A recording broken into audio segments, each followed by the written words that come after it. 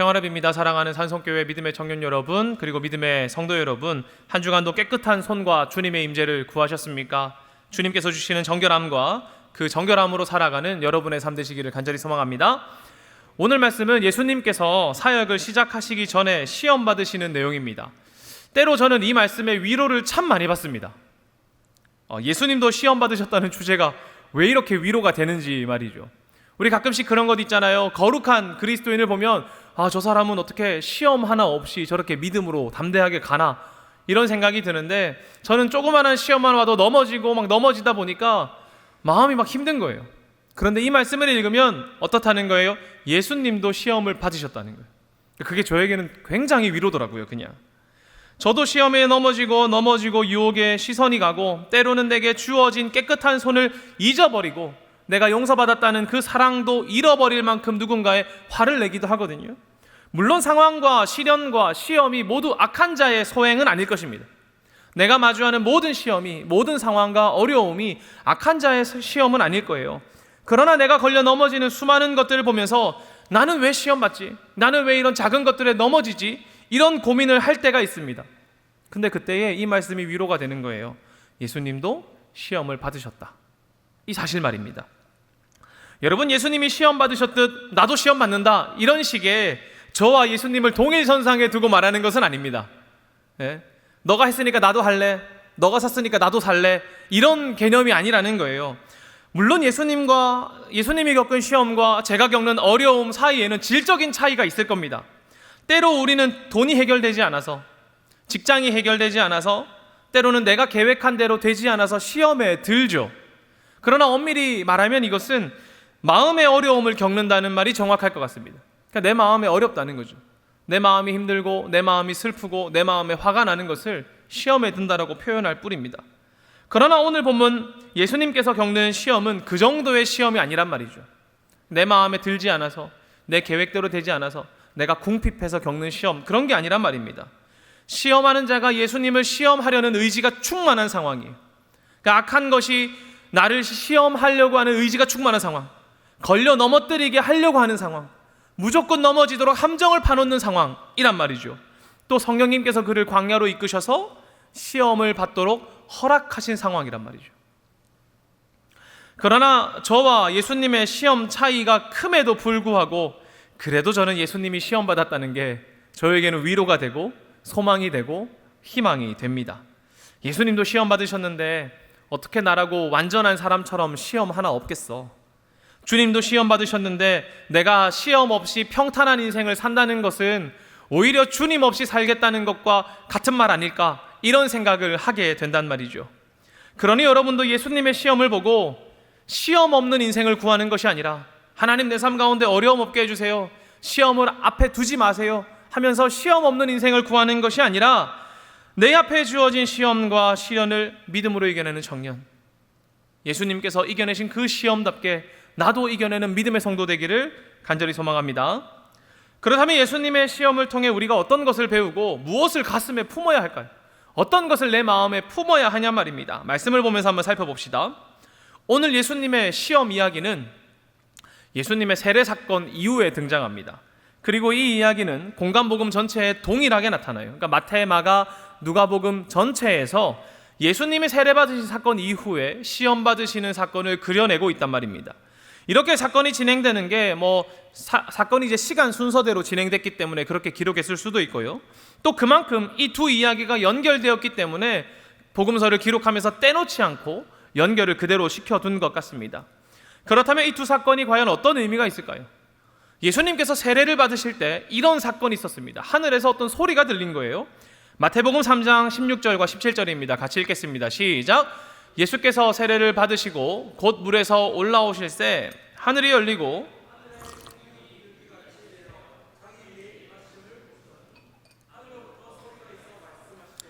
이는 내 사랑하는 아들이요 내 기뻐하는 자라 하시니라. 아멘. 여러분, 예수님께서 세례 받으실 때에 하늘이 열리고 이런 소리가 들린 거예요. 이 사람이 내 사랑하는 아들이다, 내 기뻐하는 자다, 이런 소리 말입니다. 이 선포로 말미암아 예수님의 신적인 권위가 사람들 가운데 드러났을 것입니다. 그가 곧 하나님의 아들이라는 소식이 사람들 속에 흘러갔겠죠. 그리고 그 사건 이후에 시험을 받으시는 거예요. 여러분 조금 뭔가 이상하지 않습니까? 아니 뭔가 잘 될 것 같다가 갑자기 뭔가 팽당한 느낌이잖아요. 이 사람이 차기 회장이 될 사람이요, 그리고는 갑자기 팽당하는 느낌, 그런 것처럼 느껴지지 않습니까? 그런데 그런 게 아니라는 거예요. 성공하다가 실패하는 그런 기분이 아니라는 거죠. 오히려 예수님께서 시험 받으시는 이 사건으로 인해서 사람들에게 선포되어진 하나님 아들이라는 이 장면이 더욱더 선명하게 그려지는 거예요. 이해하셨어요? 예를 들어 이렇게 생각해 볼까요? 우리가 어떤 회사를 운영하고 있는데 차기 리더를 뽑아야 돼요. 제가 창문이란다. 문을 열고 들어오면서, 창문을 열고 들어오면 안 되죠? 문을 열고 들어오면서 재우가 차기 회장이란다 딱 얘기했어요. 지금도 회장이긴 하지만 회장이란다 딱 얘기했습니다. 우리 기업의 회장이야 얘기했어요. 그럼 이제 재우가 이제 그거 표딱지 달고 내가 회장이야 이렇게 해야 되나요? 아니요. 재우에게는 다음 리더라는 것을 증명하기 위해 어려움이 있어야 될 거예요. 시험이 딱 생기면 거기서 자신의 능력을 딱 보여주고 기업을 이끌어가는 모습을 딱 보여주면서 리더감이 맞구나 이런 게 보여진단 말이죠. 하늘이 열리면서 예수 그리스도가 하나님의 아들이라고 선포되었습니다. 그리고 이 시험을 마주한 예수 그리스도는 시험 앞에 그의 태도로 말미암아 하나님의 아들이라는 그 이야기가 선명하게 그려질 거란 말이죠. 세례받을 때 하나님의 아들이라는 윤곽이 드러났다면 시험 받으시는 사건으로 인해 하나님의 아들이심이 선명하게 그려집니다. 참 재미있게도 본문을 읽어보면 이미 시험하는 자가 예수님을 하나님의 아들이라고 증언해요. 3절과 6절인데요. 같이 이렇게 읽어보겠습니다. 시작. 시험하는 자가 예수께 나와서 이르되 내가 만일 하나님의 아들이여든 명하여 이 돌들로 떡덩이가 되게 하라. 6절입니다. 이르되 내가 만일 하나님의 아들이여든 뛰어내리라. 이렇게 말이죠. 여러분, 세례를 받으심으로 하나님의 아들이라 선포된 예수님을 향해 시험하는 사람도 말이에요. 네가 하나님의 아들이냐? 너가 하나님의 아들이면 이거 해봐. 이렇게 말이죠. 그리고 본문 4장 1절을 보면 예수님이 왜 하나님의 아들인지 또 한 번 선명하게 그려집니다. 같이 읽겠습니다. 시작. 그때에 예수께서 성령에게 이끌리어 마귀에게 시험 받으러 광야로 가사. 아멘. 본문을 보면은 시험하는 자가 예수님을 광야로 데려간 게 아니라 성령님께서 예수님을 광야로 데려갔다고 말합니다. 여러분, 누구에게 이끌림 받는가는 아주 중요한 문제예요. 왜냐하면 로마서 8장 14절에 이렇게 말하거든요. 같이 읽겠습니다. 시작. 무릇 하나님의 영으로 인도함을 받는 사람은 곧 하나님의 아들이라. 아멘. 어떻게 말합니까? 하나님의 영으로 인도함 받는 사람이 누구라고요? 하나님의 아들이라고요. 근데 예수님께서 광야로 나가셨는데 누구에게 이끌려서 광야로 나갔습니까? 마귀에게 이끌렸습니까? 성령님에게 이끌렸습니까? 성령님에게 이끌렸단 말이죠. 그러니 여러분, 이 말씀으로 인해서 성경을 읽던 당시 사람들은 알았을 거예요. 성경을 읽던 당시 사람들은 예수님께서 성령님으로 인해 인도함 받았기 때문에 이 사람이 하나님의 아들이구나 라는 것을 캐치했을 거란 말이죠. 왜냐하면 구약 성경에서도 하나님의 사람들은 하나님의 영에 의하여 이끌림 받았기 때문입니다. 열왕기상 18장 12절에서도 열왕기하 2장 16절에서도 에스겔 3장 12절에서도 여호와의 영이 하나님의 사람들을 이끌어가고 있음을 기록하고 있습니다. 더 많은 성경에서 여호와의 영에 이끌린 하나님의 사람들을 기록하고 있기 때문에 이들이 예수 그리스도가 성령님께 이끌려서 광야로 나갔다는 것을 읽었을 때 깨달은 거예요. 예수님께서 하나님의 사람, 하나님의 아들이구나 라는 것을 캐치해냈단 말이죠. 선포된 하나님의 아들은 하나님의 영에 이끌림 받는 하나님의 아들이라고 말이죠. 여러분, 그렇다면 이 하나님의 사람이 어떤 시련을 받았습니까? 3가지 시험을 받았는데요. 그 첫 번째는 돌들로 떡덩이가 되게 하는 시험입니다. 3절인데요. 같이 읽어보겠습니다. 시작. 시험하는 자가 예수께 나와서 이르되 내가 만일 하나님의 아들이여든 명하여 이 돌들로 떡덩이가 되게 하라. 아멘. 먼저 시험하는 자는 예수님의 굶주림을 문제 삼았습니다. 여러분, 예수님은 광야로 나아가 40일간 금식했어요. 그렇기 때문에 상당히 배고팠을 겁니다. 육체적으로 지쳤을 것 같아요. 온몸에 힘이 하나도 없었을 것 같아요. 여러분, 금식 해보셨죠? 아무도 안 했습니까? 우리 그럼 여름 수련회를 준비하며 금식 기도회 한번 해야 될까요? 다들 표정이 안 좋아지는데 여러분 보세요. 우리 금식 해보면 정말 배고픕니다. 배고픈 것 조금만 견뎌봐도 처음에 손끝이 조금 저리죠. 손이 조금 안 움직이고, 그리고 머리가 조금 어지럽습니다. 속도 미식미식하고요. 며칠만 안 먹어도 그래요. 우리 수련회를 위해서 금식하자, 하루 금식하자. 하루 너무 큽니까? 하루 금식하자 이렇게 말하면 여러분 날짜 같은 거 정하잖아요.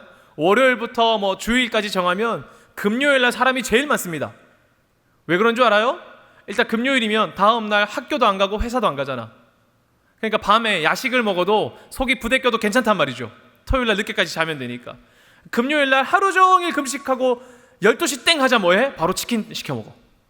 왜? 하루 금식했으니까. 그러려고 금요일 제일 많이 한단 말이죠. 평일에 하면 출근해야 되고 학교 가야 되니까 그렇게 안 하고 쉴 수 있는 토요일 전 금요일 날 제일 많이 한단 말입니다. 여러분, 그런데 우리가 이 하루 금식하는 것도 힘든데 예수님께서 40일을 금식하셨다는 거예요. 지치고 배고프다는 거예요. 사실 생각해보면 하나님의 아들이 굶주릴 필요가 있습니까? 예수님이 굶주릴 필요가 있으시냔 말이죠. 예수님께서는 그 굶주림을 해결할 능력도 있으시기 때문에 굳이 굶주릴 필요가 없습니다. 오병이어 사건을 기억해 보십시오. 그가 먹을 것을 해결하는 기적을 베푸셨죠. 능력을 가지고 계시단 말이죠. 그러니 굳이 힘들게 금식할 필요가 없다는 것을 알 수 있고요. 또 하나는 무언가 이 돌덩이로 떡덩이를 만드는 것이 그렇게 잘못된 기적은 아니라는 것도 알 수 있습니다.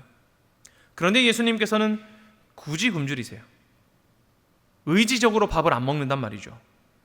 기적을 베풀어 만들어서 먹을 수 있음에도 불구하고 하지 않는단 말입니다. 여기서 문제의 핵심은 이 기적을 행하느냐 안 행하느냐, 떡을 만들 수 있으면 만들어 먹으면 되지 왜 안 먹었느냐, 이것이 아니라는 거예요.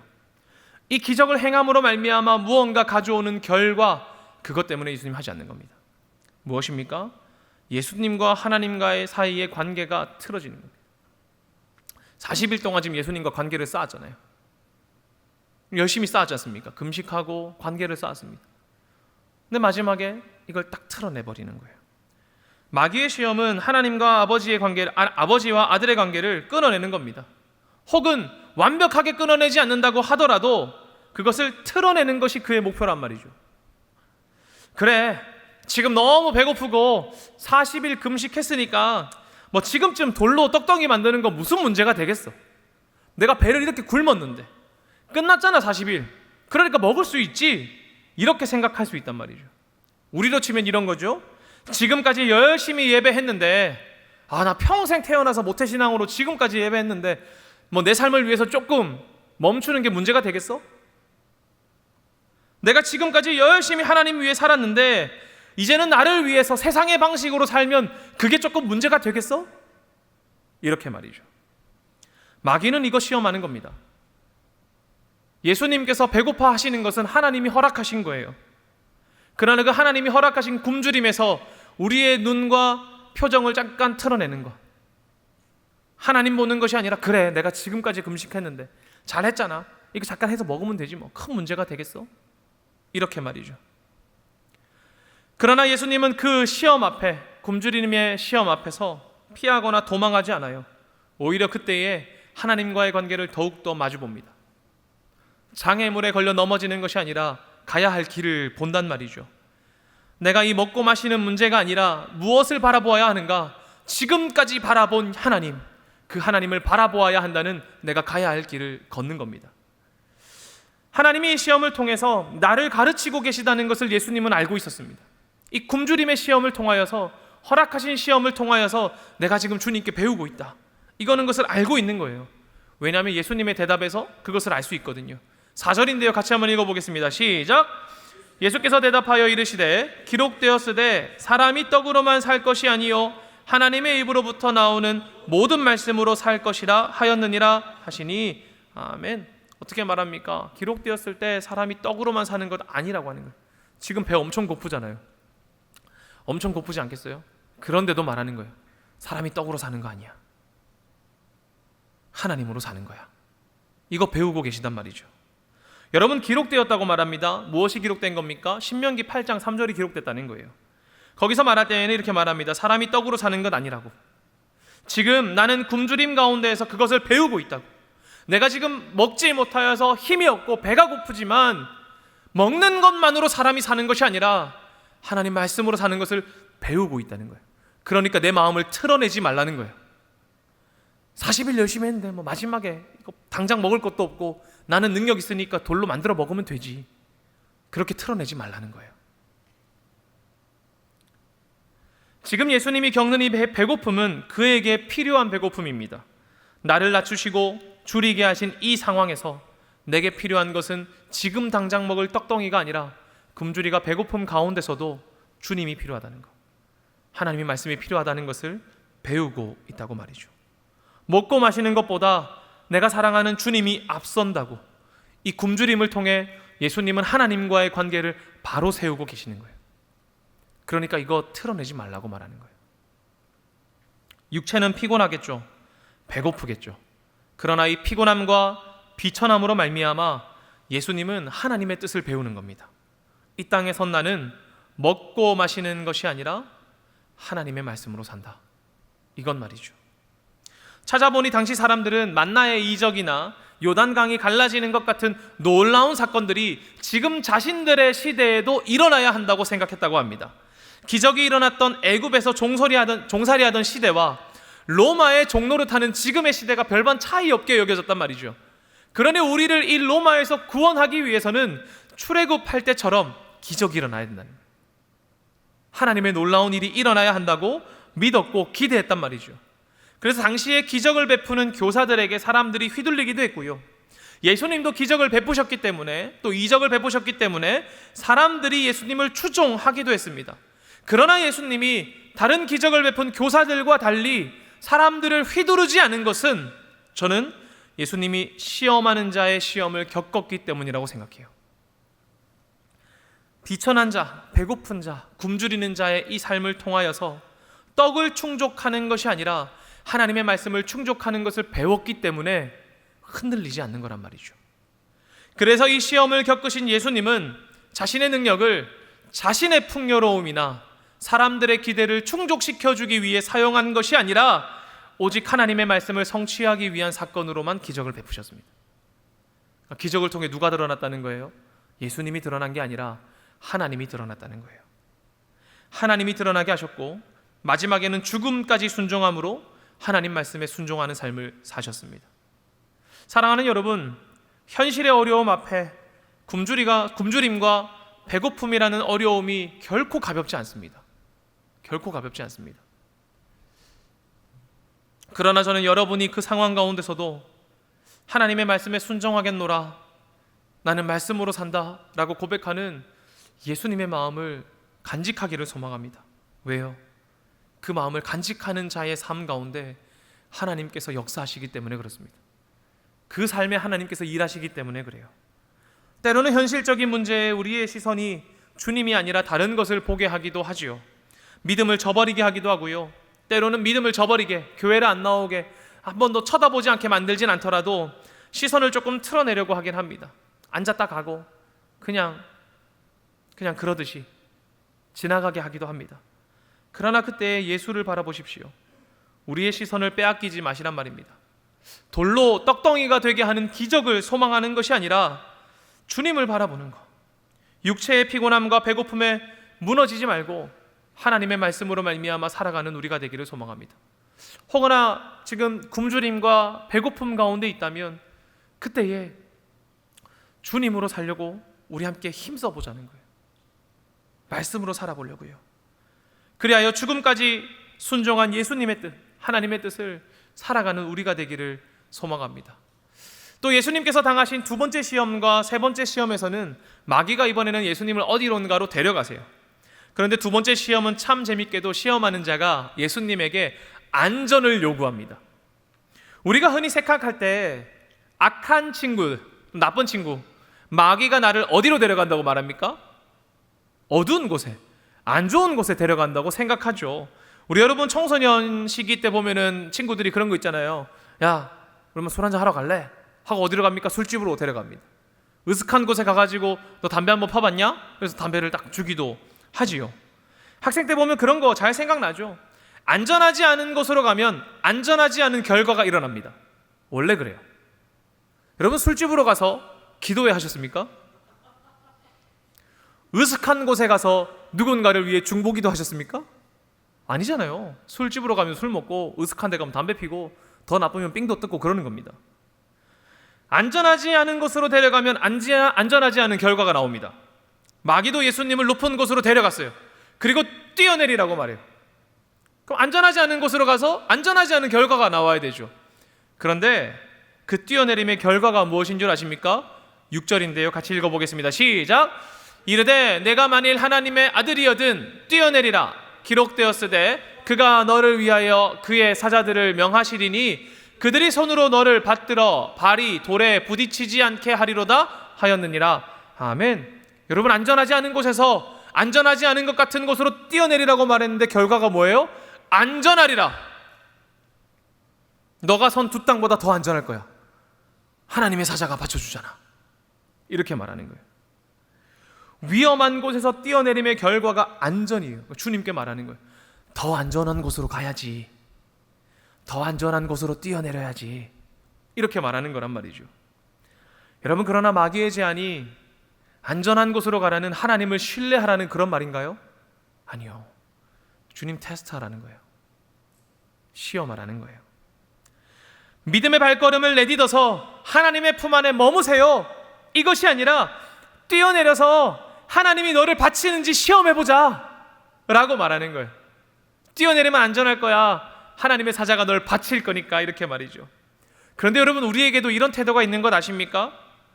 너가 위험을 감수해도 너는 더 큰 곳에 있게 될 거야. 어려움 속에서 뛰어내리면 하나님 도와주실 거야. 지금보다 더 어렵고 고생한다고 해도 결국 그게 너에게 도움될 거야. 하나님 그거 기회를 바꾸실 거야. 이렇게 말하는 것과 큰 차이가 없어 보이지 않습니까? 우리는 이런 소리에 헷갈린단 말이죠. 내가 정말 주님 신뢰하고 어려운 곳을 향해 나아가는 것인지, 일단 가면 주님이 도와주실 것인지 테스트해보자. 우리 마음에 헷갈린단 말입니다. 게다가 때로 우리를 흔드는 이러한 시험은 근거 없는 도움을 요청하는 것이 아닙니다. 말씀을 근거로 하거든요. 마귀의 시험도 시편 91편 11절과 12절을 근거로 말합니다. 하나님의 아들에게는 안전이 보장되어 있다고요. 같이 한번 말씀 읽어볼까요? 시작! 그가 너를 위하여 그의 천사들을 명령하사 내 모든 길에서 너를 지키게 하심이라. 그들이 그들의 손으로 너를 붙들어 발이 돌에 부딪히지 아니하게 하리로다. 아멘.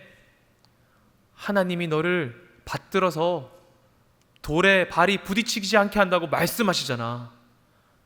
그러니까 가렴. 그러니까 뛰어내리렴. 이라고 말하는 거예요. 여러분, 만약에 하나님을 믿는 자들이여 세상 가운데 뛰어내리십시오. 하나님의 자녀들에게 하나님이 손을 내밀어 붙들어 주시고 발이 돌에 부딪히지 않게 하실 것입니다 하면 여러분 아멘 할 겁니다. 마음의 위로와 힘을 얻을 것입니다. 은혜롭지 않습니까? 하나님이 지키신다, 그러니 도전하라, 이렇게 말하면 여러분 아멘하고 여러분 원하는 대로 할 거예요. 여러분 하고 싶은 대로 하면서 할 거예요. 그러지 않겠어요? 그런데 예수님 말씀하시는 거예요. 7절입니다. 같이 읽겠습니다. 시작. 예수께서 이르시되 주 너의 하나님을 어떻게 말합니까? 주 너의 하나님을 시험하지 말라. 하나님 시험하지 말라는 거예요. 이 말씀도 예수님이 신명기 6장 16절을 인용하여 하신 말씀입니다. 같이 읽어보겠습니다. 시작. 너희가 마사에서 시험한 것 같이 너희의 하나님 여호와를 시험하지 말고. 여러분, 마사에서 시험하신 것이 무엇일까요? 출애굽기 17장을 보면 이스라엘 백성들이 신광야에서 떠나서 르비딤의 장막을 칩니다. 그런데 마실 물이 없는 거예요. 사람들이 불평하기 시작합니다. 우리를 죽이려고, 목마르게 죽이려고 여기를 데리고 왔느냐, 차라리 애굽이 나았다 하면서 불평한단 말이죠. 그리고 모세에게 사람들이 이렇게 말합니다. 우리에게 물을 주어 마시게 하라. 우리에게 물 주어 먹게 하라는 거예요. 그리고 이 물을 주어 마시게 하라는 그 말에 그냥 야 우리 너무 목말라, 우리 물 좀 주세요, 마시게 해주세요, 이게 아니라 그 마음 깊숙한 곳에는 하나님을 시험하는 태도가 깔려 있는 거예요. 17장 7절에서 이렇게 말합니다. 읽겠습니다. 시작. 그가 그곳 이름을 마사 또는 무리바라 불렀으니 이는 이스라엘 자손이 다투었으며 또는 그들이 여호와를 시험하여 이르기를 여호와께서 우리 중에 계신가 안 계신가 하였음이더라. 아멘. 물을 주어 마시게 함으로 하나님이 우리 중에 계신지 안 계신지 확인하게 하라는 마음이 있는 거예요. 때로는 무모한 모험이 믿음처럼 포장되는 것 같죠. 무모한 모험이 믿음처럼 포장됩니다. 그러나 그 모험 가운데 밑에 깔려있는 우리의 마음은 하나님 나 도우고 계십니까? 나 지켜보고 계십니까? 나와 함께 하십니까? 를 시험하는 테스트에 있단 말이죠. 믿음을 가지고 세상 가운데 나아가 그리스도를 선포하는 삶이 아니라 내가 원하는 대로 내가 마음대로 하면서 주님 나와 함께 계신지 안 계신지 확인해 봅시다 라고 한단 말이죠. 내가 이것 하면 주님 도와주셔야 합니다. 나를 받쳐주셔야 합니다. 그러나 여러분, 이러한 태도는 출애굽한 이스라엘들이 보여준 실패의 전형적인 태도입니다. 출애굽한 이스라엘들이 하나님의 마음에 가까워졌을 때도 있고 멀어졌을 수도 있는데 그 멀어질 때의 전형적인 표현이란 말이죠. 내가 믿음으로 이게 걷습니다. 그러니 주님 이거 나와 함께 하셔야 됩니다. 계신지 한번 확인해 봅시다. 그러나 어떻게 표현해요? 물을 주어 마시게 하라. 주님 내가 도전합니다. 나와 함께 하여 주시옵소서. 이렇게 말이죠. 시험하는 자는 예수님에게도 동일한 유혹합니다. 뛰어내림으로 하나님이 정말 나와 함께 하시는가? 나를 받쳐주시는가? 지금 우리 중에 계신가? 뛰어내림으로 너가 하나님의 아들이라는 거, 여러분이 하나님의 자손이라는 거, 아들, 딸이라는 것을 증명하라는 거예요. 그러나 예수님 말합니다. 주 너의 아버지를 시험하지 말라고요. 왜 시험하지 말라고 할까요? 여러분 생각해 보세요. 하나님의 아들은 아버지인 하나님을 시험하지 않습니다. 여러분 부모님 시험하십니까? 아버지 시험하세요? 들어가면서 지금 나 사랑하는지 테스트하세요? 안 하잖아요. 하나님과 관계가 바로 선 자녀는 부모님을 시험하지 않습니다. 왜요? 부모님의 마음을 잘 알기 때문에 그래요. 부모의 뜻을 알고 그가 나를 사랑한다는 것을 알고 그가 나를 지키신다는 것을 알기 때문에 굳이 시험할 필요가 없는 거예요. 요즘 제가 우리 아들과 하는 놀이가 있습니다. 요즘 우리 아들이 그 괴물 놀이에 빠져가지고 벽과 큰 타올을 보면서 괴물 이러면 제가 달려가서 이 아이를 딱 보면서 걱정하지 마, 아빠가 지켜줄게 이렇게 딱 합니다. 100번 해봤습니까? 너무 힘듭니다 여러분. 이제 아빠가 진짜 지켜줄 거니까 그만 괴물할까? 이렇게 말해요. 근데 그래도 계속 괴물하면 아빠가 지켜줄게 이렇게 해요. 왜 그런 줄 알아요? 나중에 이 과정을 통해서 우리 아들이 저를 시험하지 않을 것이라는 것을 알기 때문에 그렇습니다.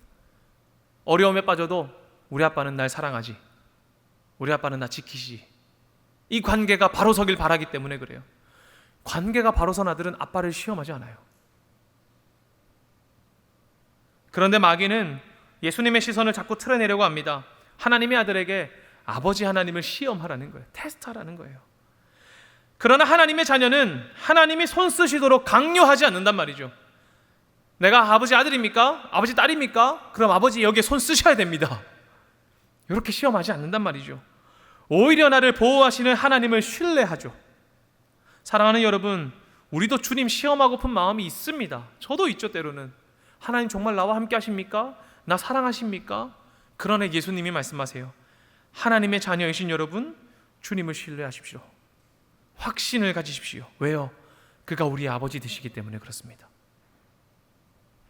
여러분, 세 번째 시험에서 마귀는 예수님을 매우 높은 산으로 데려갑니다. 그리고 이렇게 말해요. 8절과 9절입니다. 시작!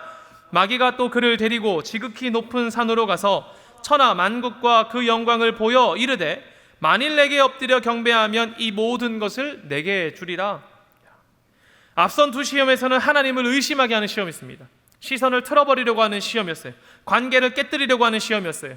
하나님의 아들에게 돌로 떡덩이가 되게 하거나 아들이여든 뛰어내려라 이런 식으로 시선을 틀어내는 거였다면 이번에는 마귀가 목적을 숨기지 않습니다. 그의 목적이 무엇입니까? 진짜 목적이 무엇입니까? 내게 엎드려 경배하라는 거예요. 나한테 와서 경배해. 앞에 거 두 개 시선 틀어내면 어떻게 될 것 같아요? 나에게 경배하는 게 좀 더 쉽겠죠. 돌로 떡덩이 되게 하고 아버지 테스트하고 그러면 누구에게 경배하는 게 쉽습니까? 아버지가 아니라 마귀에게 경배하는 게 쉬워질 겁니다. 안 통하는 거예요. 그러니까 단호하게 말해요. 나한테 경배해. 그럼 천하 다 줄게. 이렇게 말입니다. 여러분, 당시 이스라엘은 로마의 지배 아래 있었습니다. 메시아로서 이 민족을 구원할 수 있는 가장 빠른 길은 어찌 보면 하나님의 뜻을 따르는 것이 아니라 마귀에게 엎드려서 세상의 권세를 가지는 것일지도 모릅니다. 힘과 능력이 생기면 바로 로마의 지배에서 벗어날 수 있으니까요. 근데 왜 그렇게 하지 않았을까요? 많은 이스라엘 백성들도 아마 같은 질문을 예수님에게 던졌을 것입니다. 이스라엘 구원하기 위해서 이 땅에 오셨는데 왜 그는 이스라엘을 지배하는 메시아, 군사적인 메시아, 정치적인 메시아가 되어서 로마 군사들 다 물러치고 그들의 정치를 전복시켜서 우리를 독립시키지 않았느냐? 이렇게 말할 수도 있을 것 같습니다. 마귀에게 절하면 그를 경배하면 힘과 능력을 얻고 정치적과 군사적으로 로마의 지배에서 벗어날 수도 있었을지도 모르죠. 그러나 그것은 여러분, 예수님을 보내신 하나님의 뜻과는 무관한 것입니다. 하나님의 뜻과 관계없는 것이란 말이죠. 예수님께서 보여주실 기적은 그저 요나의 기적뿐입니다. 죽고 부활하시는 것뿐이에요. 그가 걸어가야 하실 구원의 길은 고난의 길을 걷고 죽고 부활하는 것뿐입니다. 마귀에게 엎드려 경배함으로 힘과 능력을 얻어 세상을 다스리는 권세를 얻어 세상을 다스리고 정복하는 게 아니란 말이죠. 그것은 예수님을 보내신 하나님의 뜻이 아니기 때문에 그렇습니다.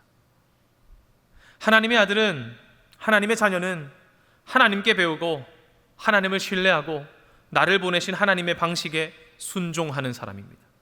때로는 지름길이 있어 보이죠. 그러나 그 지름길보다 하나님의 뜻에 순종하는 것이 하나님의 자녀의 방식이란 말이죠.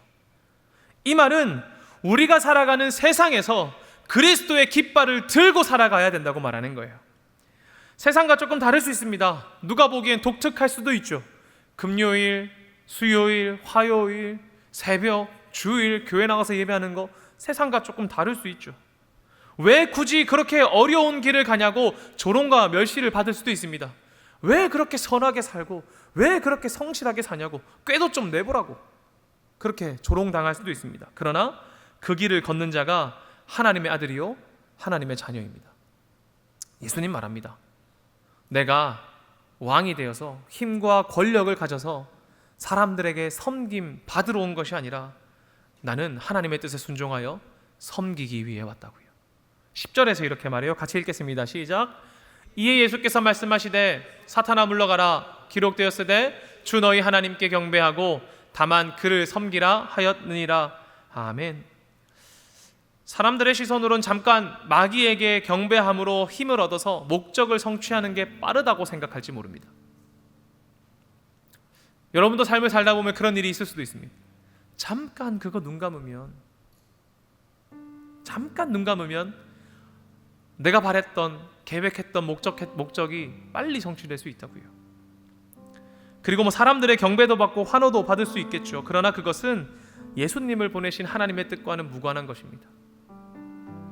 우리도 시험을 마주할 때가 있을 것입니다. 그때 여러분, 시험 받으신 예수님의 마음을 기억하십시오. 하나님의 자녀된 사람은 하나님께 배웁니다. 고난 가운데 있어도 그래 내가 이때까지 예배했는데 나를 위해 좀 세상 방식으로 살지 하고 가르침을 틀어내는 사람이 아니라 어려움 가운데 있을 때에도 그때의 말씀을 배우는 시간으로 여기는 것입니다. 또 하나님을 시험하지 않습니다. 어려움 가운데 있을 때에 하나님 나와 함께 하십니까?